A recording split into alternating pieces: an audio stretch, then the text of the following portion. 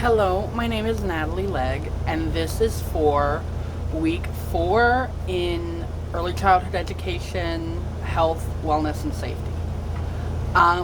So the prompt is imagine you are working in an ESE center and address the following questions.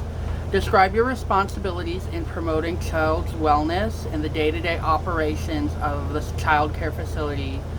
Um, so my job in promoting childhood wellness would be first, at the beginning of the day, checking in every student in my age group.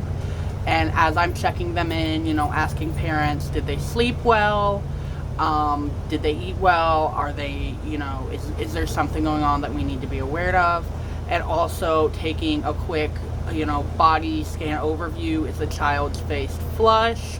Are they, uncomfortable? Do they have a runny nose? Do they have a cough? Are they sneezing? And really taking that opportunity to make sure that the child is physically healthy before that they, enter the facility.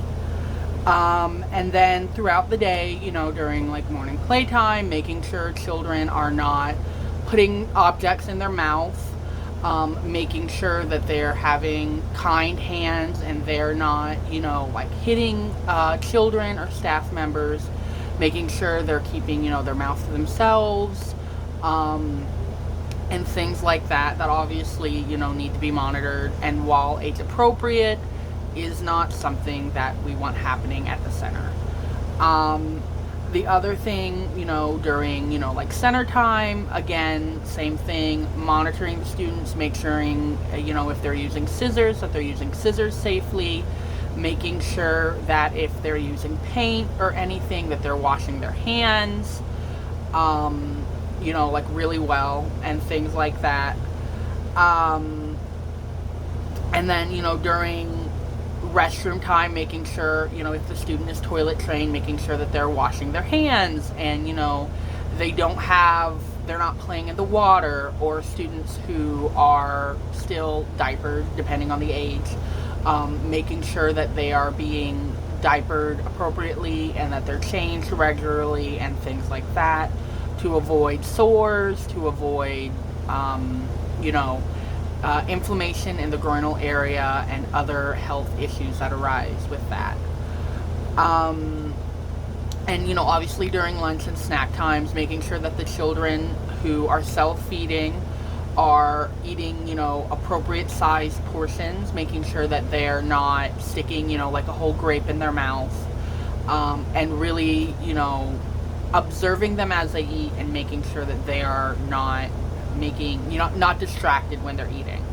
And obviously, with the younger students who are still bottle fed, observing their eating habits during that time, making sure that they're, appropriately placed when they're eating. They're slightly, tilted upwards for airflow. The bottle that they're eating from or the baby food that they're eating is not, inappropriately heated, and things of that nature. And then obviously, afterwards and even before, making sure they're washing their hands. Again, that is a big thing. And during checkout time, when parents are coming in to check students out, making sure, once again, that you have a quick run through of their day. The child did this really well. The child ate this for lunch. The child, used the restroom during this time, that sort of thing. And this will obviously vary by age group because, with infants, you would definitely be a little bit more hands-on, in terms of like feeding, in terms of toileting, in terms of really being constantly over this child, making sure that they are not, hurting themselves, or potentially, if, they're capable of pulling themselves up, hurting other children.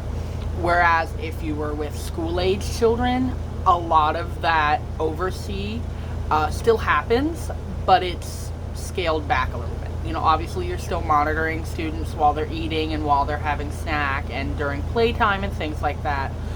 But students who, are self-toileting don't need as much monitoring as students who are not. And even outside of the classroom, in a broader context, my job in promoting childhood wellness, obviously is reporting any suspected signs of abuse that I see either in the center or outside of the center. And then also means keeping up in terms of proper safety terminology, making sure that if with bloodborne pathogens, I know the proper steps, even though those do not traditionally change. If they were to, making sure that I'm updated about those changes, and making sure I'm following all proper protocols in terms of EpiPen usage, dispensing, medications, things like that. That I am aware of the center's policy as well as my county and state's policy.